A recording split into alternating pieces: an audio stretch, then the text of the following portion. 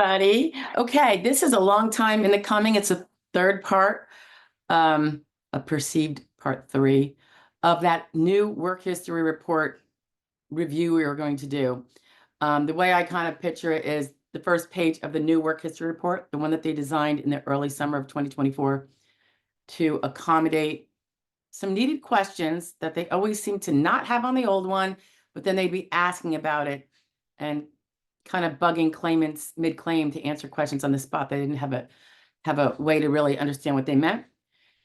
So they changed it up to accommodate those additional detail questions that are very, very important, particularly for people that may be potentially eligible for a grid finding. And it also clarifies that now they only want the last 5 years and certain exclusions therefrom. So it's no longer the 15 years. Okay. So we did page 1 and just kind of summarize what that said. That's like a cover page where you put all of your jobs of the last 5 years. And then subsequently, there's 2 pages each for 5 jobs. Now, if you had more than 5 jobs, and I'm working on one right now with a claimant who had 6 in the last 5 years. So I actually created an additional 2-pager for job number 6 that I'm inserting for him or her because we have form fillable stuff. So we did the first page of the 2 pages for each job, and now we're going to do the second page. So we had the first page, the first cover page, page 1 of a job, page 2 of a job. We're doing page 2 of a job right now. And of course, all the jobs you list will have those 2 pages. Okay, so when we go to, I think they call it, they do call it section 2. I don't know why. Oh, section 1 is that first page. Section 2 is, it's the top of the first page. Section 2 is work history. And so we're now on page 2 of section 2. All righty. They're going to ask us things that were similar to the other work history report, the old one that had been around since I started practicing 20 years ago in this. But they lay it out a little differently and they get in a little more detail. So the first question is with regard to a particular job that you noted, whichever job is on that page, standing and walking combined. These used to be separate, which didn't make a huge lot. It made for more confusion. So now it's a combined. So basically, how long are you on your feet during that entire day? Cumulatively, when you add up here and here and here versus sitting, how many were combined standing and walking? And on our form that we made form fillable that we had gotten our hands on, they actually have on the far right-hand side an example column. So standing and walking, they say, for example, 2 hours. Now, on a particular one I'm working on, it's a half hour all day. This was a very, very sedentary job. So we're frank about that, half hour on the feet. And we put it down as 0.5 hour. You know, you could say it however you want, at 1/2, at 1/2, you know, it doesn't matter as long as you get your accuracy across. The next question is sitting. They had this on the other one. And in this particular instance, it was 6 to 8 hours. Someone who has more of a on their feet job, the sitting is going to be a lot less than that, right? And the standing and walking is going to be more. Okay, so I would generally expect those 2 that we just mentioned to add up to the total of 8 hours.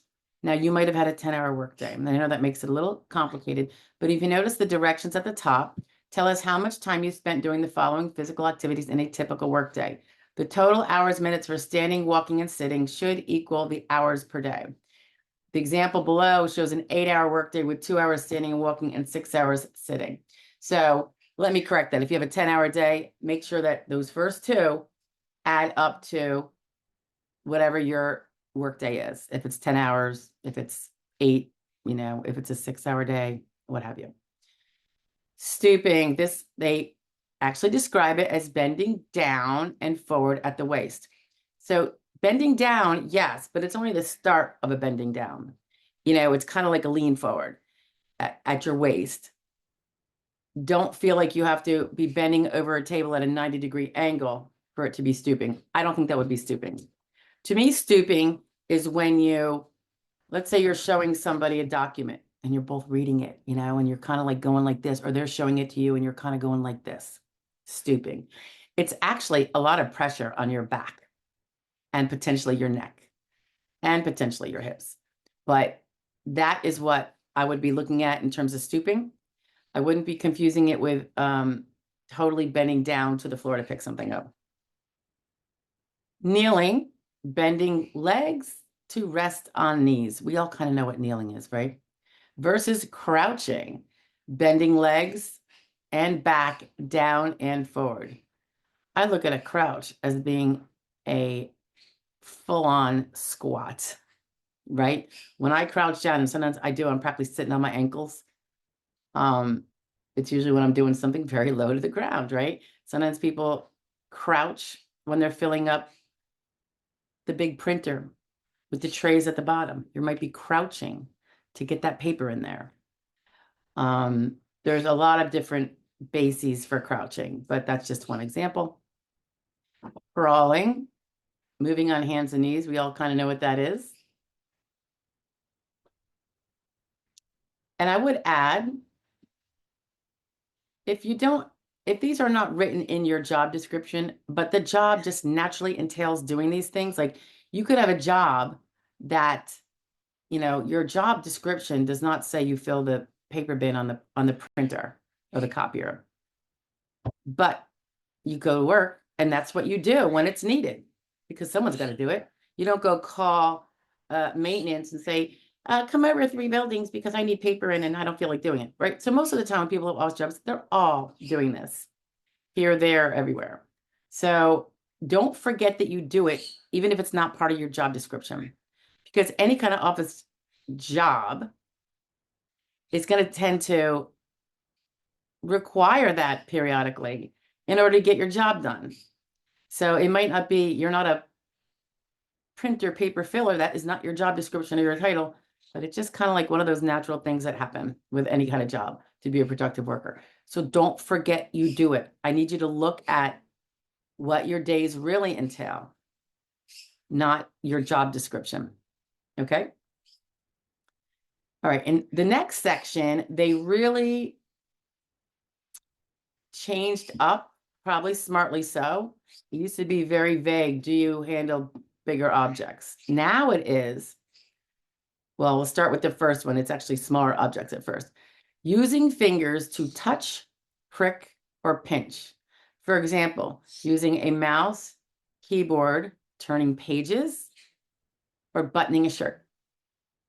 And then you have the option of, did you do it with one hand? Did you do it with both hands? I think most jobs, it's going to be both hands.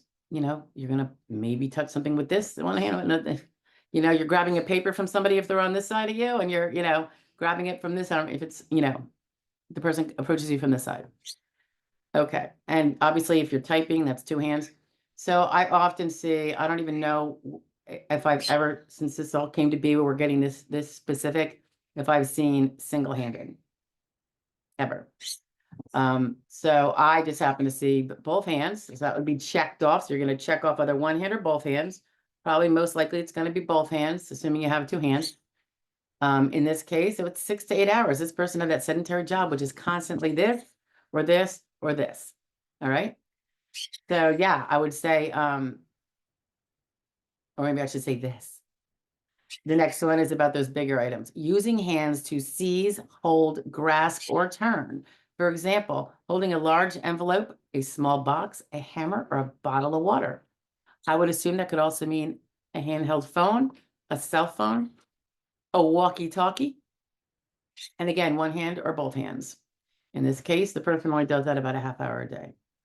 So she's heavy on the small things, beep, beep, beep, picking, typing, less so on the bigger things. But I would suggest that probably very rarely would there be a never on those bigger things. I mean, do you pick up the phone? Do you grab a bottle of water? An envelope? Perhaps a stack of paper or a piece of paper? They do say turning pages would be the smaller one. So I'm thinking maybe a file, you know, does your boss give you a stapled handout, you know? Okay, reaching at or below the shoulder. Reaching has changed. It used to just be reaching. So with my clients, I used to break it out into reaching overhead, which most jobs don't require or don't require much of, to reaching in front of you. If you're reaching in front of you for a keyboard, that's reaching. Your hands are being used. Your arms have to go like this. Same could be true for writing. If you're reaching in front of you to write. So reaching out or below the shoulder, I think tends to be very, very common in big numbers.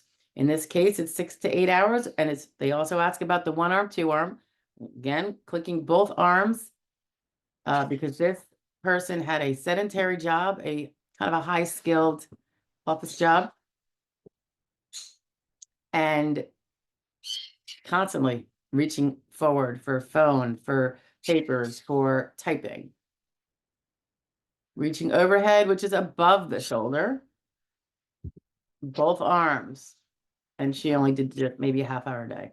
It's probably someone who doesn't generally do it a lot in a job. If they do it, it's usually because they are retrieving something from the overhead bin above, or they have to go to the stock room to get supplies that might be on a shelf that they're, reaching up into, or a cabinet. So give those some thoughts when you fill this out. Remember, if you do any of it, do not leave anything out. Again, it doesn't have to be in your job description. It's just kind of like what naturally happens at an office that is not per se part of the skills of that job. It's just like, sorry, as my kid would say, it's like wiping your butt. You just do it. You don't talk about it. Right? Okay. Climbing stairs or ramps. Did you have stairs in the building? Ramps in the building? Answer accordingly. Sometimes people have stairs when they come and they go. That might be 10 minutes tops a day. Some people, they're going to different offices all the time. I know one recent client, they weren't allowed to take the elevator because that was reserved for maybe the public. So they were taking the stairs all the time when they had to go to the other floor to converse with whatever, and do whatever. So as it deems fit with the jobs you had. The next question on the page is, oh, did I say this one? Climbing ladders, ropes, and scaffolds. If those you would imagine would be outdoor jobs, very physical, arduous in nature. However, there's one thing to consider: a step ladder to get into on the stocked shelf for paper.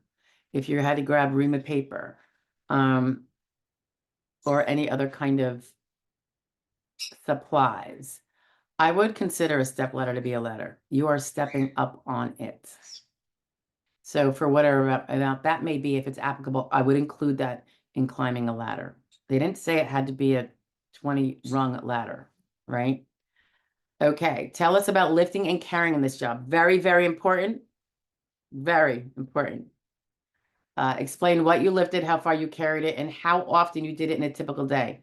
Sometimes I see 90% of the time people don't answer all those questions. They'll just say, my laptop. Okay, that's what you lifted. That is not how far you carried it and how often you did in a typical day. So don't get sloppy. Read, reread, reread again the directions. Okay. So in this case, it is a laptop person, light office items, office equipment, moving boxes. If you do things, there are sometimes people don't have it again in their specific job description, but twice a month they have to set up a meeting room, or maybe it's once a month, a meeting room, bring in boxes of materials, maybe bring in some peripheral equipment like an overhead projector, what have you. It's kind of just like their grunt work they have to do for their boss, for instance. I would definitely put those items down because they could be more than 10 pounds. They could be more than 20 pounds. If something is more than 20 pounds, it takes you out of the realm of a light job, and now you're into occasionally done at the medium exertional level. That is critical. if your RFC has been determined that you could do no more than light. Because now if it's deemed that you had been doing something that required some medium exertional level, you have now potentially proven that you can't do that prior job just from the lifting. All right. So don't slop your way through this. It's really important. Okay. After they ask about, and this person is another one who she said laptop, light office items, office equipment, moving boxes. She forgot the second and third parts of the question, how far you carried it and how often you did in a typical day. So we shall be having a conversation very soon. And then the next question is very, very important. Select the heaviest weight you lifted on that job. Again, this is where you're going to think about not just the things you did as part of your job description, any of that lifting, if any. Because a lot of people in offices don't really have lifting job duties. Nothing's described that way. So they might recognize that they carry a file or a piece of paper or the cell phone or something like that that might not be very heavy. You need to think about all those times if you had to go to the stockroom. If you were required to move a piece of equipment, even if it's like a 25 piece of equipment, it's not like a big, huge thing. That 25 can be really important. So you're going to want to make sure you answer it in the highest truthful amount. And make sure you describe what that item is up above when they ask about what things you did lift and carry. All righty. Next, select the weight frequently lifted. So now we had the heaviest. Just overall, what was the heaviest? Frequently lifted. This means 1/3 to 2/3. Yeah, I can talk. Of the workday. 1/3 to 2/3 of the workday. That means frequently. That is the definition of frequently in SSA language. So a lot of times people are like, I didn't list anything frequently like that. So it was just, it could be a pen, it could be a piece of paper. So they'll be under less than a pound. The options are less than a pound, less than 10 pounds, 10 pounds, 25 pounds, 50 pounds or more, and other. So if, let's say you do carry a box of reams of paper every so often from the stock room to help, to put them out by the copier so people can get their reams and fill the copier when they need to. If you do that, it is very possible that that box, if it's got 5-pound reams and there's 8 reams in that box, so try to think about how big that box is, that's a 40-pound box. So there is no checkbox for 40 pounds on here, but there is a checkbox for other. So I would be clicking other, and I would be writing in 40 pounds. Okay. And going back up to the heaviest weight lifted, my apologies. The options are less than 1 pound, less than 10 pounds, 10 pounds, 20 pounds, 50 pounds, 100 pounds or more, and other. So if you notice, the options are slightly different between the heaviest weight lifted section and the frequently lifted section. Next question. Did this job expose you to any of the following? Check all that apply. This is not typically in an indoor setting unless maybe it's in a restaurant or a cafeteria. The options are outdoors. So these are the exposures. Outdoors. Extreme heat that is non-weather related. So that would be heat from inside. Let's say you work in a boiler room or in a kitchen. That can be very hot and humid, right? And it's not weather related. Extreme cold that is non-weather related. So what would that be? Maybe you're in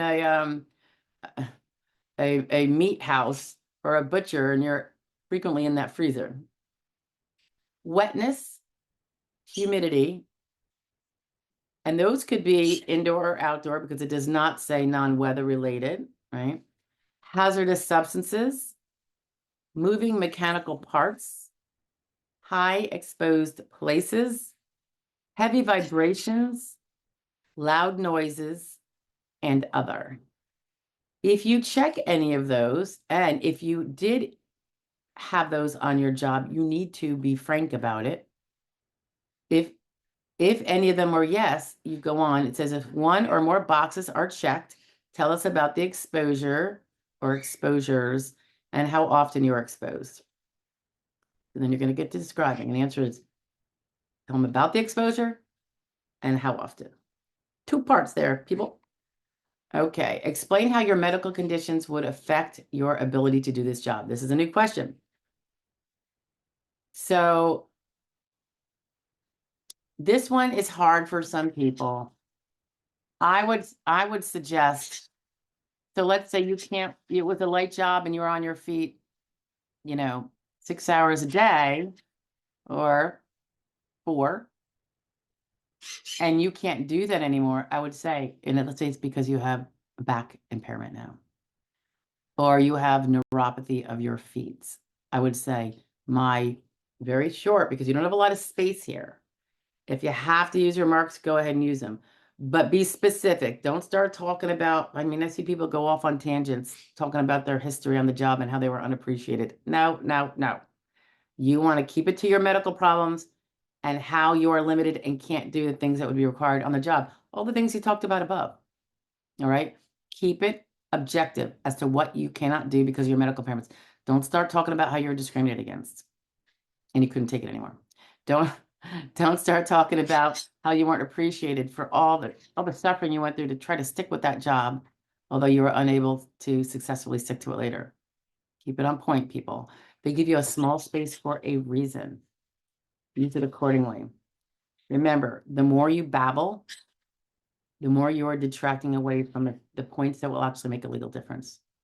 So be concise. This is where your representative can probably help you to weed out, because your temptation to do it because this is what you've been living. Is might be very strong, and it's so understandable. So let your representative guide you on this. And you hear the birds are so loud. Um, and don't feel the need to use full sentences, please. This is not a time to show off your writing ability, which, by the way, could then put you in a job that you weren't intending, or find that you could do one because you're incredibly articulate. You can also kind of be inconsistent if you're saying, I can't really focus and, I'm a brain fog much of the time. Why try to deny your difficulties by showing that you are a most astute writer? It's not helpful. Not helpful, people. I'm going to go ahead and throw in that the last page. So you have the 2 pages per job. You got the cover page where you list all the jobs. And then there's a last page. It's called section 3 remarks. You can go ahead and do that. I, by and large, will be, if it's my clients, I will be showing him that that's not relevant to what the point of this is. And we will be whittling that down. We don't want anything not asked for, particularly if it's not useful to your disability claim. So stick to the program. Again, not a time to give your history of things that are not pertinent to those last 5 years of work. Okay, don't do it. This is not, you're not talking to your best friend or your Aunt Gemma. You need to stick to the program. These people are not your friends. They're doing a job and they're trying to do it objectively. And if you distract them, or it looks like you're trying to convince them on a basis other than your objective medical disabilities and how they affect your ability to do your past work, guess what? You might just get what you asked for. They're going to believe that your biggest problem is something other than your limitations, because you are trying to steer them away from that and tell them more about your sad life. So don't do it. If you need to vent, do it someplace else, but not on this form. Okay. All right. Part 3 of 3. I think that's it. I'll talk to you guys later. Bye.